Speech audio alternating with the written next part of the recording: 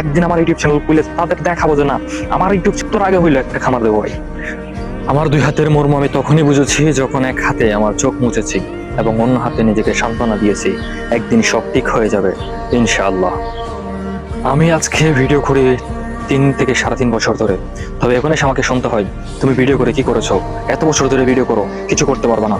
সর্বপ্রথম আমি যখন ভিডিও তৈরি করি, আমার চ্যানেলটা খুলি, ইউটিউব চ্যানেল জোগাই থাকবো, তখন আমার বন্ধুদের কাছ থেকে, প্রতিবেশীর কাছ থেকে আমাকে শুনতে হয় যে তুমি কিছু করতে পারবে না ভিডিও করে, জীবনে কেউ কিছু করতে পারে নাই, তুমি কিছু করতে পারবে না, তোমার দ্বারা ভিডিও করে কোনো কিছু করা সম্ভব না। আমার কাজ আমি এখনো চালিয়ে যাচ্ছি, এখনো করে যাচ্ছি, আমার যাই কিছু হয়ে যাক ভাই। দেখেন আমার এত বছরের ভিডিও, এই দেখেন আমার এই আইডিতে দেখেন, এটা আজকে 3 বছর প্লাস এটার বয়স।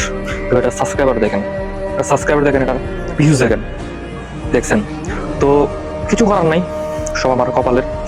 ইনশাল্লাহ একদিন আমি বড় হবো, একদিন আমার ইউটিউব চ্যানেল খুলে তাদের দেখাবো যে না, আমার ইউটিউব চ্যানেল আমি ভিডিও করে করতে পারছি, তাদের একদিন ইনশাল্লাহ আমি দেখাবো। একটা খামার হবে ইনশাল্লাহ, আর মৃত্যুর আগ পর্যন্ত আমি একটা খামার দেবো ভাই।